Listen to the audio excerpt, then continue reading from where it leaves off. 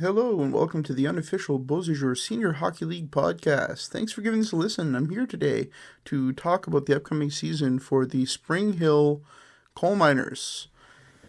Now, Springhill, they really have a deep lineup, but no superstars, in my opinion.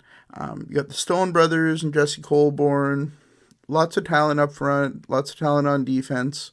Captain Robert Davis, tough as nails. Really, you're not going to find a tougher guy in the league.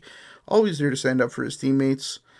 Josh Doyle may be the superstar. Josh Doyle might be the best goalie in the league. He's absolutely the top 2 or 3, and when he's on his game, he's tough to beat. I'll go into some examples of that a little bit later on. Their season last year was an up and down season. They went on a couple good winning streaks. They struggled at times through the year.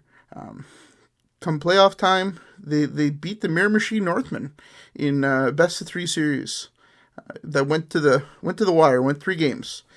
They then moved on to the next round and had to play the Elspuktuk Hawks. They lost 3 straight to the Hawks, but I don't think that really paints a picture of what this series was. Game 1, the Hawks came out ready to play in some playoff hockey and dominated.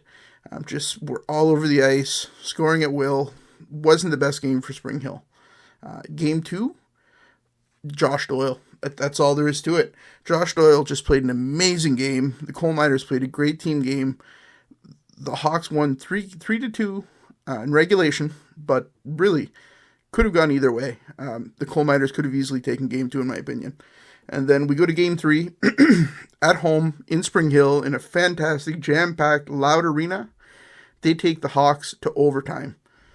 Josh Doyle, when I say stood on his head, Josh Doyle played out of his mind on this game. He robbed multiple goals. I was in awe of Josh Doyle in this game. And, the Hawks did end up winning it in overtime, sweeping the Coal Miners.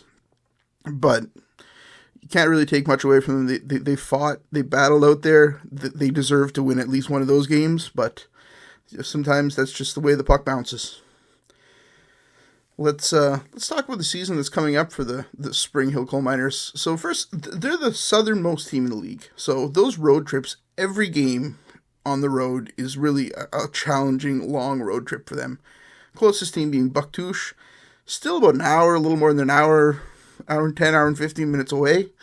Every game is a pretty solid trip for these guys. So, and when they play Shippagan or they play in Dalhousie, you're talking about a 6-hour trip, 5-hour trip. Like, it's a solid trip to Dalhousie. They start off the season with a home-and-home against the Hawks over 2 weekends. And after that, they hit the road for a Friday-Saturday trip, first in Shippagan, and then game 2 of that trip will be in Dalhousie. Those are 4 difficult games for the Coal Miners.